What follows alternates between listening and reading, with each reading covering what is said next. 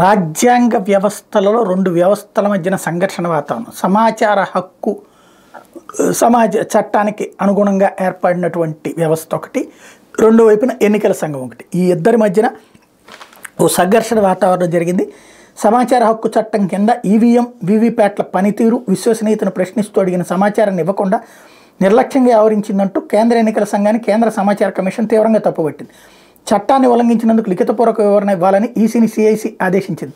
ఈవీఎంల పనితీరు, ఓట్ల లెక్కింపు ప్రక్రియపై తాము లేవనెత్తిన అనుమానాలను నివృత్తి చేసేలా సమాచారం ఇవ్వాలని మాజీ ఐఏఎస్ అధికారి ఎంజీ దేవసహాయం సహా ప్రముఖ సాంకేతిక విద్యా నిపుణులు, ఐఐటి, ఐఐఎంలోని విద్యావేత్తలు, మాజీ ప్రభుత్వోన్నతాధికారులు 2022 మే 2వ తేదీన ఈసీకి ఆర్టీఐ చట్టం కింద దరఖాస్తు పెట్టుకోవడం తెలిసిందే. తమ ఆర్టీఐ దరఖాస్తుపై ఈసీ ఏ మేరకు చర్యలు తీసుకుందని 2022 నవంబర్ 22 దేవసహాయం మరోసారి ఆర్టీఐ కింద సమాచారం అడిగారు. 30 రోజుల్లోపు సమాధానం ఇవ్వాల్సి ఉన్న ఈసీ సమాధానం ఇవ్వలేదు.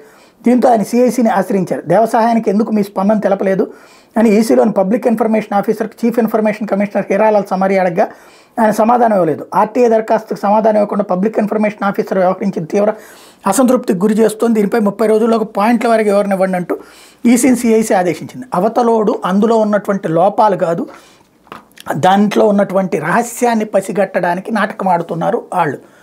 దానికి అనుగుణంగా సమాచార హక్కు చట్టం వాళ్ళు అర్థం పర్థం లేనిది సుప్రీంకోర్టు దాకా వెళ్తేనే వెరిఫై చేయించి వదిలేశారు. ఇప్పుడు అదేదో అవకతవకలను చూపించేందుకు నాటకాలు ఆడుతున్న వాళ్ళకి సమాచార హక్కు చట్టం కింద అందులో టెక్నికల్ డీటెయిల్స్ ఇస్తే ఏం చేస్తారు వాళ్ళు?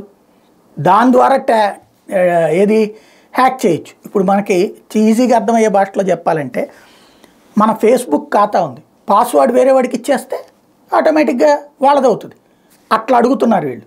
అది అర్థం చేసుకోవాల్సిన బుర్ర లేకపోవడమే ఇక్కడ వింత.